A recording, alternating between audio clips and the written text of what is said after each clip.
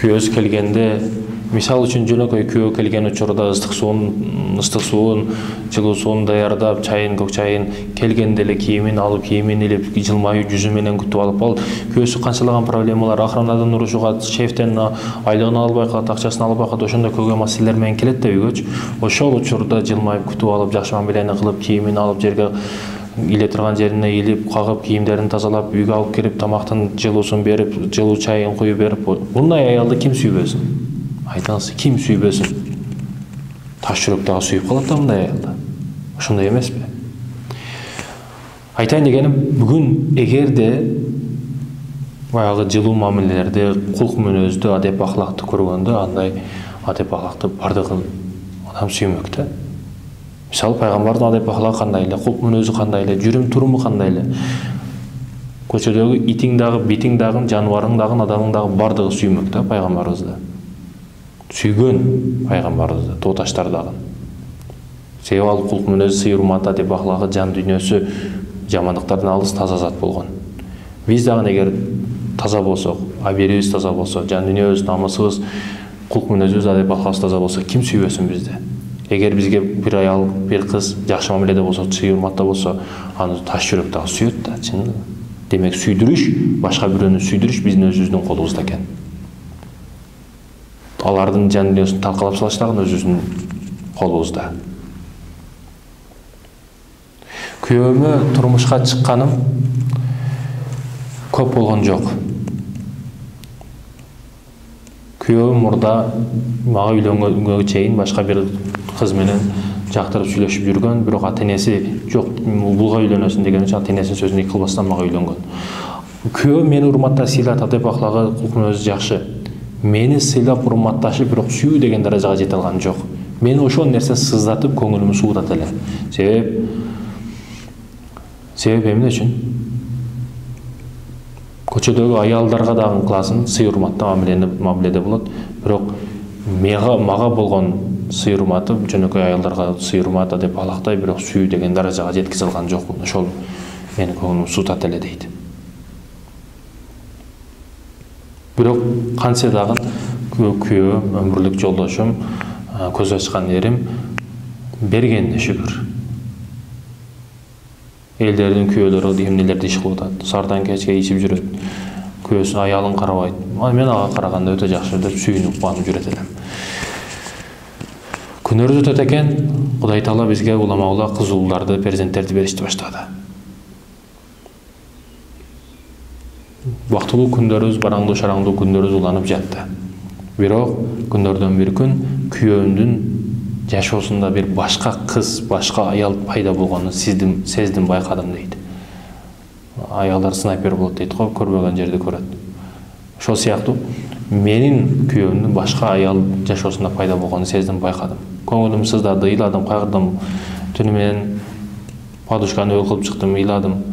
Бирок көңүлүмдү кимге жайганын билбедим. Жакындарыма айта албайм. Алар өздөрүнүн турмушу менен, өзүнүн тирүүлүгү менен. Дос кызыма айттым. Дос кызыма келип болгон окуяларды бардыгын айттым. Ал көңүлүмдү ордуна койду. Көңүлүм жайына түштү. Сен кайгырбагын, сыгылбагын, ойлонбогон. Ушул бир жеңилтек кыз, ал жеңилтек кыз башкасын тапса, ал ошол менен кетип калат, күйөөң дагы калат сага.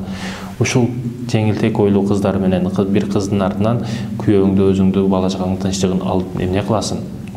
Андан көрө сабыр кыл. Менин көңүлүм жайына түштү, ордуна түштү. Күндөрүбүз түндөргө улашып, жакшы жашоо дагы башталды. Күйөөмөн чыкпадым, бирок күндөрдөн бир күн күйөөмдүн уюлдук телефону менин колума түштү. Аны текшерсем, ал кыз менен байланышкан смстары, смстерин окудум. Бирок ал жерде бир дагы жаман сөз жок эле. Ал жеңил ойлуу кыз эмес, өтө мүнөздүү кыз экендиги байкалды, билинди. Себеби бир дагы жазган катында жаман ойлор, жаман сөздөр жок. Күйөөм дагы ага өтө жакшы мамиледе болгон, өтө сый урматта сүйлөшкөн булар. Көңүлүм муздап калды. Эмне деримди билбей калдым. Ошол даректеги номерди чалып, телефонго чалып, эмнеге чалдыңар, мындан кийин чалбагыла деген сөзгө гана жарадым. Telefonda жүрдüm. Kүйөөм келди, kүйөөм өтө ызычуу салдым.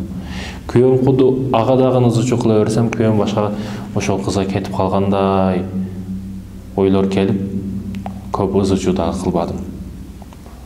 Дос кызыма барып жарылдым. Ичимдеги бардык дарттарымды айттым. Дос кызым дагы эгерде бул абийирдүү, намустуу кыз боло турган болсо, сени күйөөңдү азгырып, күйөөң ага үйлөнүп калышы дагы мүмкүн. Абайлабасаң болбойт дейт. Мен эмне кылам, кандай кылам, кантип жолун табам деп сүйлөнүш баштадым. Дос кызым, бунун жолу оңой. Бир бакчага барабыз, ал кызды, күйөөңдү ал кызга карата суутуп, сага ысытабыз. Сага ысытып, ага андан суутабыз дейт. Мындай кылыш күнөөгө, мындай кылыш жамандыгын укканмын десем дагы, үй бүлөң үчүн, күйөөң үчүн, өмүрүң үчүн, үй бүлөңдү сактап калыш үчүн күнөө болбойт деп дос кызым ар нерселерди айтты. Ошентип ал бакчага бардык, ал ысык суу кылып берди, бир нерселерди ичиресиң деди, дагы бир нерселерди айтты. Айтор тамакка кошуп, ар нерселерди кошуп берем, ичирем, күйөөмө ысык суу кылдык. Ыстык сууктун таасири күчү ушунчалык кудуреттүү, күчтүү экендигин билген эмес элем. Күйөөмдүн мамилеси өзгөрдү, адеп аклагы мага кылган сый-урматы өзгөчө болуп, бараң-шараңдуу күндөрүбүз, дагы жылмаюубуз, күлүп күндөрүбүз өтүп жатты. Ушунчалык экен, мен дагы кылышым керек деп, ысык суу кылам деп, дагы бакчага каттай бердим, айтор аны аз-маз калдым, ленер кылышыма дейт. Ошондой күндөрдүн биринде дагы күйөөм менен айнышты баштады. Телефону бардыгы парол. Кире албайм, текшере албайм.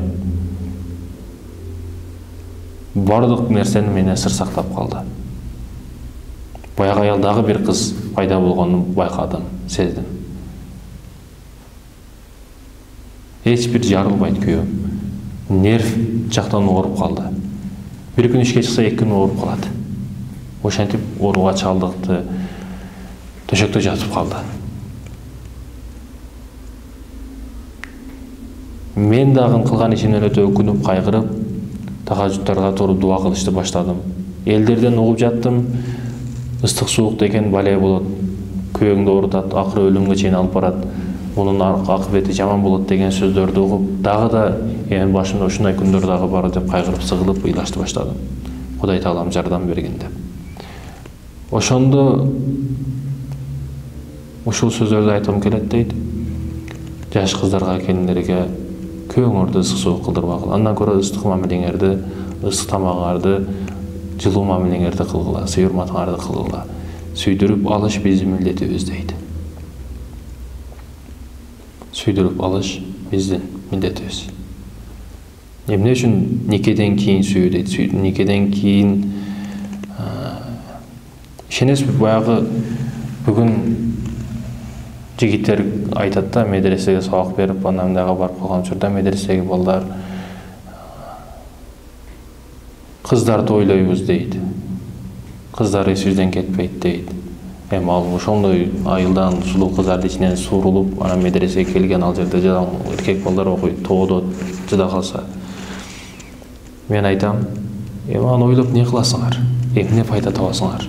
Ойлогонуңар менен алдыңарга келип калбайт ал. Курманчылык кылыш керек. Алардын ичинде жүргөн досторуңар эмне болуп жүрөт? Бир дагы өзгөрүү болгон жок. Бирок силердин жашооңор кандай өзгөрүп жатат? Силер нур периште болуп жүрөсүңөр. Алчы караңгылыкта залым болуп жүрөт. Ал рахат алып жакшы жашоодо жашайт дейсизби? Жок.